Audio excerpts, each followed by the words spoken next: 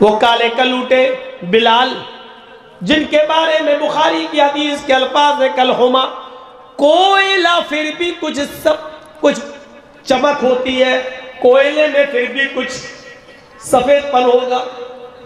لیکن بلال کوئلے سے زیادہ کالے، ہونٹے موٹ، یہ موٹے ہونٹ اور کالا رنگ اور کوئلے سے زیادہ کالا۔ لیکن اللہ کے نبی فرماتے ہیں اے بلال،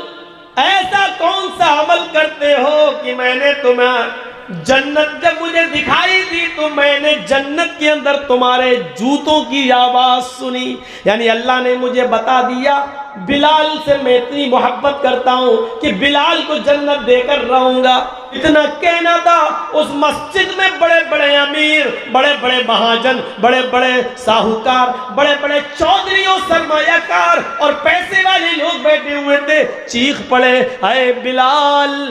تمہاری شادی نہیں ہوئی ہے، او بلال تمہیں ایک نیک لڑکی کی ضرورت ہے، اے بلال تم نکاح کرنا چاہتے ہو، آؤ اے بلال آؤ میرے گھر چلو،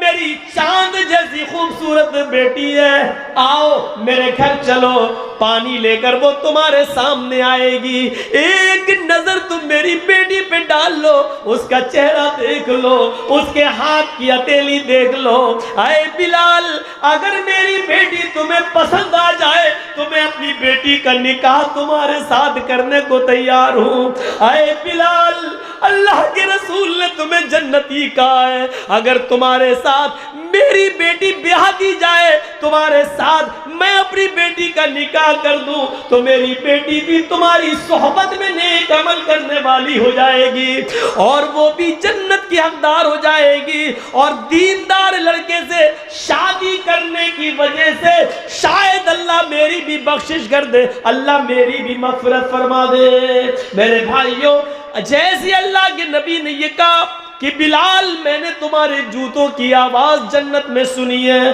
صحابہ نے یہ نہیں دیکھا بلال کے ہونٹ کتنے موٹے ہیں، ان کے گال کتنے کالے ہیں، ان کا چہرہ کتنا بڑا ہے، ان کی آنکھیں کیسی ہیں، پھر اس پر نظر نہیں ڈالی۔ بڑے بڑے امیر صحابہ نے اپنی لڑکیوں کی پیشکش کر دی، اے بلال انہوں نے پہلے کہہ دیا ہے پہلے ان کی بیٹی دیکھ لو، اگر پسند آ جائے تو کر لو اور اگر نہ آئے تو میرے گھر آؤ، اے بلال ایک نظر میری بیٹی پر بھی ڈال لو، اے بلال اگر میری بیٹی تمہیں پسند آ جائے تو میں بھی نکاح کرنے کے لیے تیار ہوں۔ میرے بھائیوں، دینداری کو معیار بنایا گیا، دینداری کو معیار بنایا گیا، دینداری کو میرے بھائیوں کسوٹی بنایا گیا ہے، وہاں شکل و صورتوں کو نہیں دیکھا گیا، کہا ان اللہ لا ينظر الى اجسامکم ولا الى صورکم، اللہ تمہاری شکلیں نہیں دیکھتا،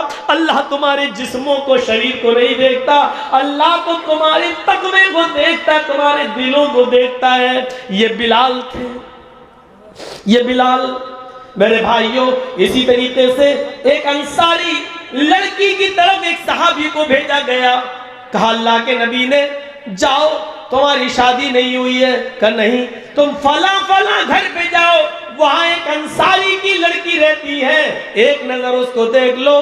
اور اس کے گھر والوں سے کہہ دینا کہ اللہ کے رسول صلی اللہ علیہ وسلم نے تمہیں اپنی بیٹی کا نکاح میرے ساتھ کرنے کے لیے کہا ہے، جاؤ تمہارا نکاح ہو جائے گا۔ یہ آدمی جاتے ہیں، یہ صحابی رسول جاتے ہیں، دروازے کو دستک دیتے ہیں، گھر کے اندر کوئی مرد نہیں ہے، وہی لڑکی جس کو دیکھنے کے لیے بھیجا گیا ہے گھر میں اکیلی ہے، دروازے کی اور سے سوال کرتی ہے تم تو موبائل چلانے میں شرماتی نہیں ہو، تم تو میسنجر اور واٹس ایپ چلانے میں شرم و حیا نہیں محسوس کرتی ہو، تم تو فیس بک چلا رہی ہو، تم تو راستوں میں موبائل پر بات کرتی ہوئی چلی جانا تمہارے لیے کوئی شرم و حیا کی بات نہ رہی۔ وہ عورت تھی، لڑکی تھی، نبی اکرم نے اس کو دیکھنے کے لیے بھیجا تھا، صحابی رسول اسی کے گھر کو دروازے کو دستک دیتے ہیں، اندر سے آواز آتی ہے کون؟ انہوں نے اپنا نام بتایا، میں کہنے لگے، اندر سے آواز آتی ہے میرے ابو نہیں ہیں، میری امی نہیں ہے، میں گھر میں اکیلی ہوں، اس لیے میں تمہیں اندر آنے کی اجازت نہیں دے سکتی،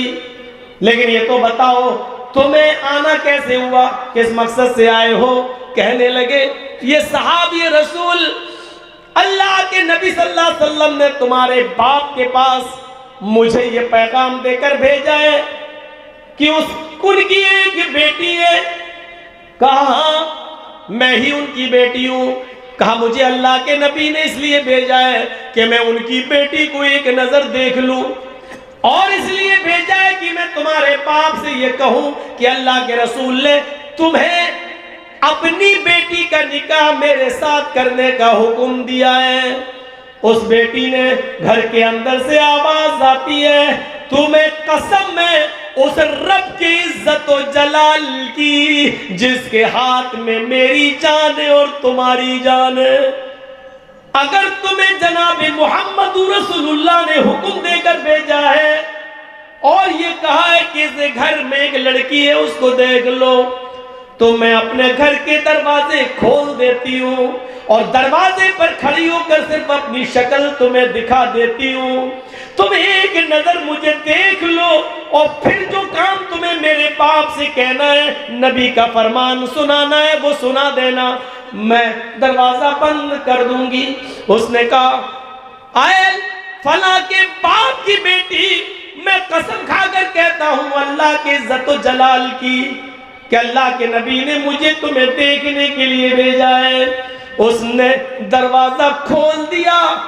نیچے نگاہ کر لی، ایک نظر دیکھنے کے لیے اس نے اپنا چہرہ اٹھا لیا، کیونکہ لڑکی بھی ایک نظر لڑکے کو دیکھ سکتی ہے۔ اس نے بھی اپنا چہرہ اٹھا لیا اور اس کے بعد اس نے کہا شاید اب تم نے مجھے ایک نظر دیکھ لیا ہے، اس کے بعد اب تمہارے لیے دیکھنا جائز نہیں ہے۔ یہ کہہ کر اس نے دروازہ بند کرتے ہوئے کہا اے میرے نبی کے صحابی، اگر نبی کی اجازت ہے تو تم بصد خلوص دیکھ کر اپنے دلوں میں ارمان پیدا کر کے شادی کا خواب و سپنا سجا کر جا سکتے ہو، لیکن یاد رکھنا اگر اللہ کے نبی کے حکم کے بغیر تم آئے ہو اور نبی کی حکم کے بنا تم نے مجھے دیکھا ہے تو کعبے کے رب کی قسم قیامت کے دن میں تمہارا دامن پکڑوں گی۔ یہاں تم نے مجھے دیکھا ہے، اس کا حساب و کتاب کل میں قیامت کے دن تم سے لوں گی۔ یہ کہہ کر اس نے اپنا دروازہ بند کر دیا۔ میرے پیارے ساتھیوں، کل تک نبی کے حکم کے بعد وہ اپنا دروازہ کھول کر صرف اپنا چہرہ دکھا کر دروازہ بند کر دیتی تھی اور جاتے جاتے یہ کہہ دیتی تھی کہ اگر یہ نبی کا حکم نہیں اور تم نے کوئی پلاننگ کر کے مجھے دیکھنے کی کوشش کی تو اس کا فیصلہ کل قیامت کے دن ہوگا۔ میری بہنوں، آج اس زمانے میں کون سی امیدیں تم سے لگائی جائیں، آج کیا کہا جائے، آج کے دور میں کون ہے جو یہ کہہ سکے کہ اگر تمہیں اللہ کے رسول کے حکم سے دیکھ رہے ہو تو ٹھیک، ورنہ ایسے دیکھ رہے ہو تو قیامت کے دن ہمارا حساب و کتاب تم سے قیامت کے دن ہوگا۔ کیا یہ زبان ہے تمہارے پاس کہنے کی؟ نہیں ہے۔ تم تو ایک آرڈر پر واٹس ایپ پر اپنا فوٹو بھیج دیتی ہو، تم تو ملنے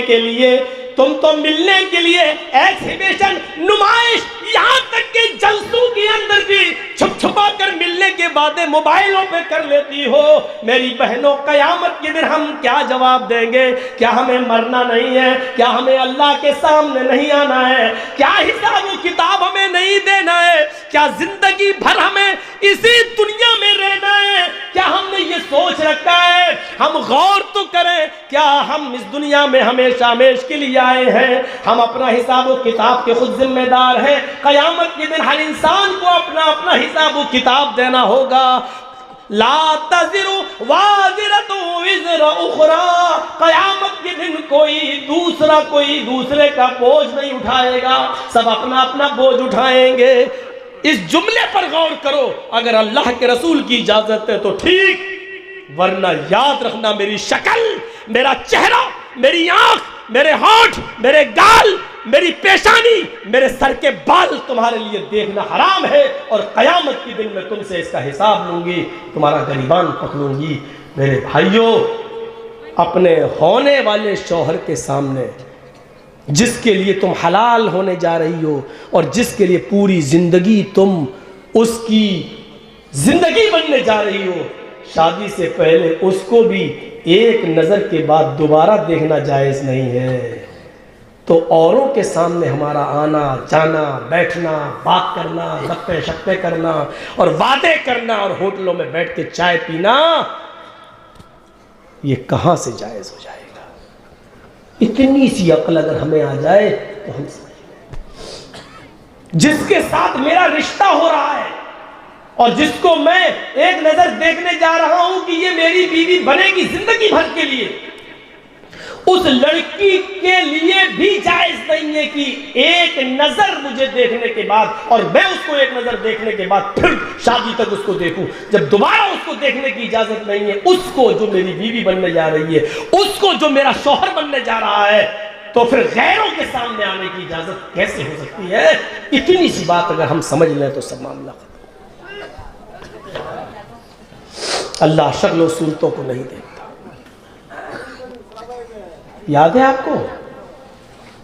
وہ جنگل میں جا رہا تھا، اپنا گھر کا اثاثہ اور سامان لاد کر اونٹ پر گھر خالی کر دیا، جا رہا دوسری جگہ شفٹ ہونا ہے، جنگل سے گزر رہا تھا، تھک گیا بیچارہ۔ دیکھیے تھک گیا بیچارہ، اور تھک گیا تو سوچنے لگا کہ یہ درخت، یہ پیڑ آ گیا ٹری، اس پیڑ کے نیچے تھوڑا سا میں آرام کر لوں۔ دو درخت تھے تھوڑی تھوڑی دوری پر، اس نے اونٹ سے اتر کر رسی سے باندھ دیا درخت سے اونٹ کو بٹھا دیا، اونٹ پر سامان لدا ہوا ہے، اور ادھر آ کر عرب کے لوگ بڑے سیدھے سادے ہوتے تھے، ایسے پگڑی اتاری، گمچھا پگڑی وگڑی باندھے رہتے تھے، امامہ ایسے اتارا سر سے اور اس کو بچھایا اور لیٹ گئے۔ بادیہ نشین لوگ تھے، جنگلوں میں